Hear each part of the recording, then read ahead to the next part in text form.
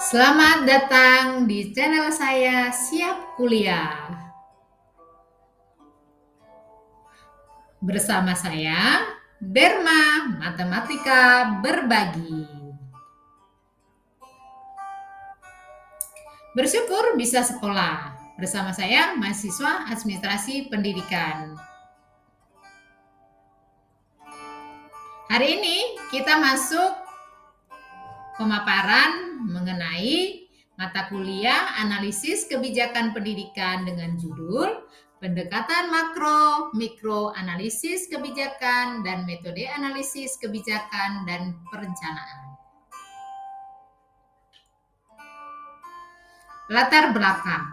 Analisis kebijakan publik merupakan upaya untuk mencegah kegagalan dalam pemecahan masalah melalui kebijakan publik. Oleh karena itu, kehadiran analisis kebijakan pada setiap tahapan dalam proses kebijakan publik arti penting mempelajari kebijakan merupakan suatu kebutuhan ilmuwan pendidikan, terutama administrasi pendidikan, untuk memahami studi mengenai kebijakan publik. Pendekatan dalam analisis kebijakan merupakan pendekatan deskriptif makro dan mikro. Pendekatan mikro dimaksudkan untuk menyajikan informasi pendekatan besar dalam analisis kebijakan dan perencanaan, agar perencanaan dapat memahami permasalahan yang sedang disoroti dari suatu isu kebijakan publik. Masuklah kita kepada pembahasan makna analisis kebijakan dan perencanaan. Analisis kebijakan adalah ilmu sosial terapan yang menggunakan berbagai metode penelitian dan argumentasi untuk menghasilkan informasi yang relevan dalam menganalisis masalah-masalah sosial yang mungkin timbul akibat diterapkannya suatu kebijakan. Ruang lingkup dan metode analisis kebijakan umumnya bersifat deskriptif dan faktual. Perencanaan merupakan titik awal dalam melakukan suatu kegiatan. Perencanaan akan memberikan arah, menjadi standar kerja, memberi kerangka pemersatu, dan membantu memperkirakan peluang yang ada dalam melaksanakan suatu kegiatan baik kecil maupun besar dalam suatu lembaga harus melalui perencanaan, khususnya dalam organisasi pendidikan, yaitu sekolah. Bentuk-bentuk analisis kebijakan. Analisis kebijakan prospektif, kemudian analisis kebijakan retrospektif, teori keputusan deskriptif dan normatif, penemuan masalah dan pemecahan masalah, kompleksitas informasi. Tipe-tipe perencanaan.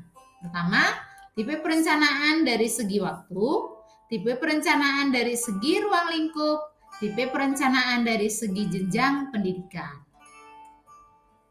Pendekatan makro dan mikro analisis kebijakan perencanaan.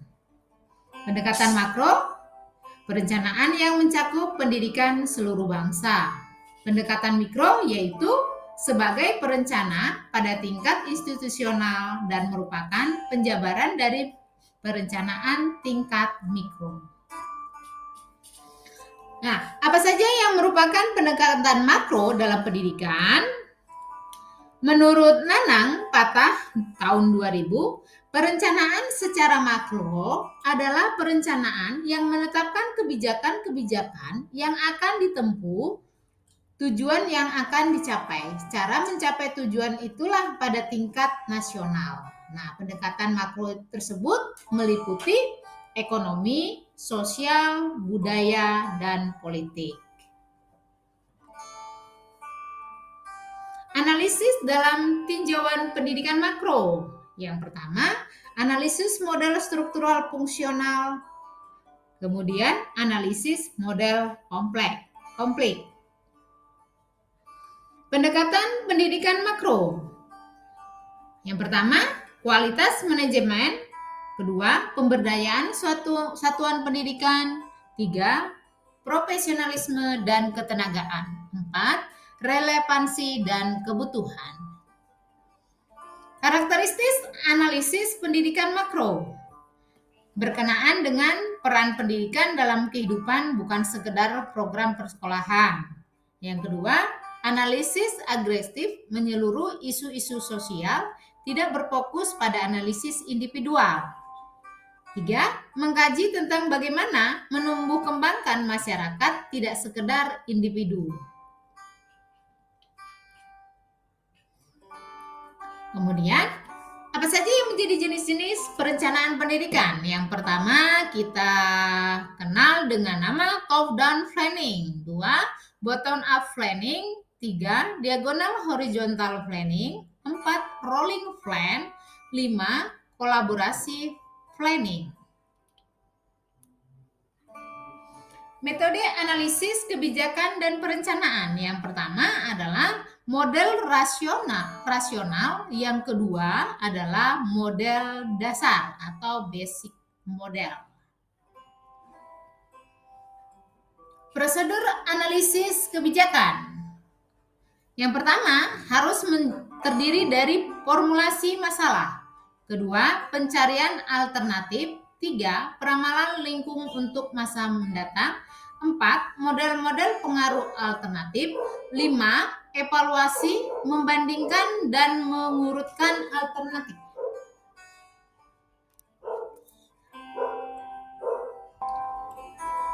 Prinsip umum perencanaan pendidikan. 1. Komprehensif.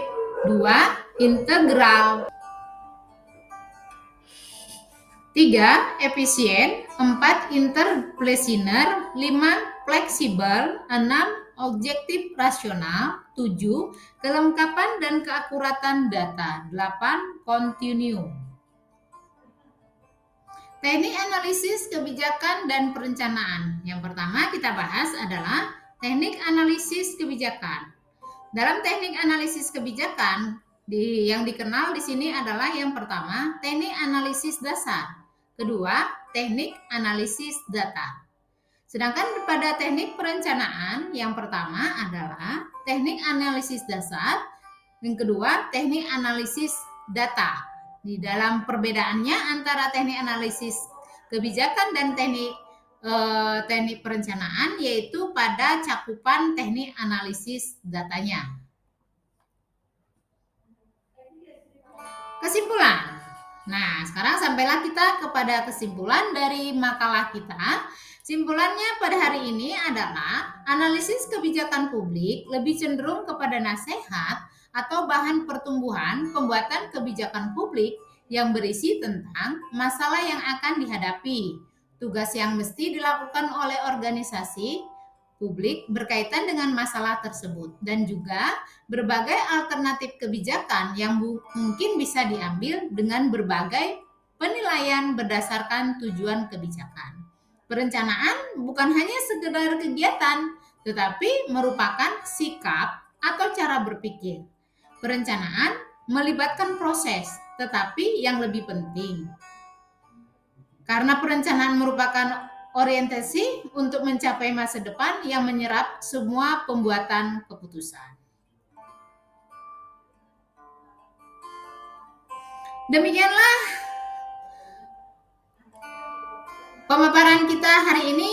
Thank you for your us in class today. Semoga kita semua sehat selalu dalam menempuh cita-cita. Bye-bye. Sampai ketemu lagi di channel selanjutnya, di mata kuliah yang selanjutnya. Terima kasih.